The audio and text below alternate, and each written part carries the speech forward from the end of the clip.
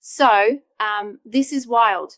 A major legal blow against Doge and the Trump administration's attempt to take over the United States Institute of Peace, including its $500 million headquarters. Yeah, right. And the judge in this 102-page document made it clear that Doge's actions are, well, outright unlawful. Absolutely. And, the document literally spells out that the unilateral takeover was not only untimely, but it also blatantly bypassed the proper channels, like bypassing Congress and the power of the purse. Yep, exactly. Yeah, it's pretty ironic. You have this administration trying to control a nonpartisan organization that was meant to foster peace and democracy, and then they go ahead and force out the leadership. Exactly. It's like using a sledgehammer to crack a nut. And the judge even pointed out that forcing out the board members and installing a loyalist as the new president was frankly illegal under multiple constitutionally established rights. That's spot on. And you know what really caught my attention? The fact that the document details how the Trump administration, soon after Trump's second term kicked off, unilaterally deemed USIP unnecessary and then rushed through these drastic measures. Right. It's almost as if they were trying to consolidate so much power that they could, flip the entire narrative of a government body that's supposed to act independent. It's like, imagine if someone decided to take over the rule book mid-game without asking the referee. That just doesn't fly. Yeah, exactly. And then there's the kicker. The document exposes how law enforcement from multiple agencies were essentially involved in forcibly taking over the headquarters. I mean, how does an FBI agent touring a senior security employee's home even sound in a controlled process?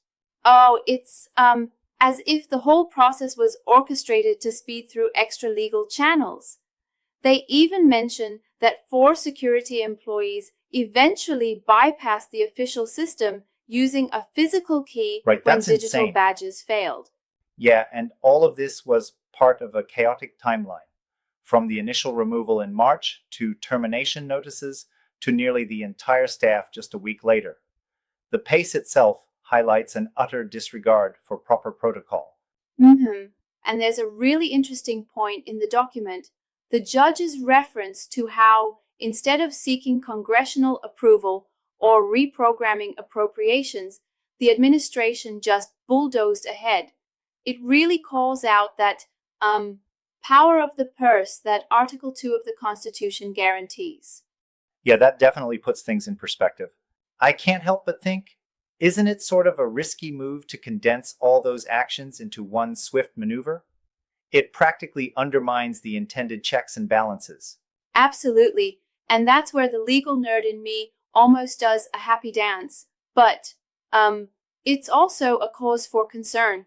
Even though the rapid escalation might have been intended to firm control, the judge thoroughly undermined that, stating that every action taken has been It's nullified. a safeguard for institutional stability. And let's not gloss over the commentary linking this to broader political narratives, like the comparison to how Jerome Powell managed Federal Reserve operations without bowing to political pressure. Yeah, exactly. It's almost like the document is highlighting that when our institutions get infiltrated by, say, loyalists or reckless figures like Elon Musk in this case, it's our checks, individual actions, and legal processes that hold the line. That's a pretty strong statement. Sure is. But I do wonder, isn't it a bit of a stretch to equate rapid changes in a government agency with a simple case of loyalist overreach? There might be factors driving these decisions behind the scenes. That's a fair challenge. I mean, sure, every side has its narrative, but the court document is pretty meticulous in its language, citing past cases, statutory limitations, and even explicit violations of the constitutional mandate that only Congress can control funding. So while there might be underlying motives, legally speaking, the action was just not on track. Right, I see your point. And then there's the whole component about information control, with the administration's attempt to potentially install a propaganda arm within the USIP.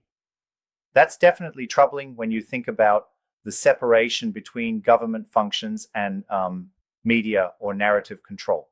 Exactly. And it underscores the larger issue of accountability. The takeover wasn't just a simple management change, it was a wholesale attempt to steer the agency's mission for political aims. That's a bold strategy, but a legally weak one.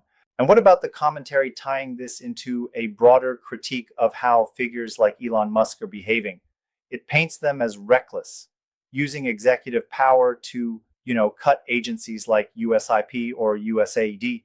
Yeah, it's almost like comparing these actions to an overzealous CEO trying to restructure an entire company overnight.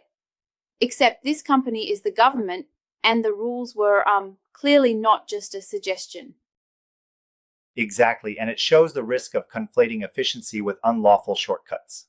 Right, the sarcasm in pointing out how some of the richest people might be so comfortable they don't appreciate these vital services, like war prevention and disease control, is pretty biting. Absolutely. It's like saying, if you're too caught up in your own world, you might miss how these institutions actually protect everyday lives. And it really challenges us to think about who benefits from well-run institutions versus who might just be focused on sensational headlines. Yeah. And then there's the whole bit about flooding the zone with chaotic stories. A reminder that when too many volatile issues hit at once, it's easier to ignore the critical details, like the degradation of due process. Exactly. And that's a savvy observation. It suggests that by overwhelming the media with multiple competing narratives, certain critical issues might be buried or overlooked. That's why the document also brings up how using platforms that show biased coverage can be dangerous. Right, keeping a balanced perspective matters. In summary, this whole saga isn't just about an illegal takeover. It's a layered narrative about the misuse of executive power, institutional safeguards, and the importance of transparency in government actions. Precisely.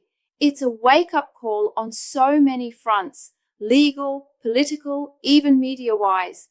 The way the judge dismantled the takeover attempt highlights that while aggressive moves might seem attractive to consolidate power, our system does have checks in place that ultimately protect the integrity of key institutions. Yeah, and it kind of reminds us that even in turbulent times, the law can rein things in. For sure. And it definitely leaves us with a lot to chew on about how power should be balanced and what happens when it's overstepped. Absolutely. It's a dramatic twist, exposing not just an overreach, but a failure to follow the constitutional blueprint that's meant to keep things in check. And that is something we need to keep our eyes on. Right, keeping that oversight is crucial. Well, this was a fascinating deep dive into the labyrinth of legal and political maneuvers surrounding USIP. It's messy, it's dramatic, and it certainly underscores why robust institutions are so vital. Exactly. And while the narrative might get tangled in political rhetoric, at the end of the day, these decisions carry serious implications for how power is exercised in our country. Absolutely. Thanks for diving into this with me. It's been both enlightening and a bit of a legal thrill ride. Anytime. And remember, keeping a critical eye helps us all understand how even the most powerful players can be checked by the rule of law. Yeah, very true.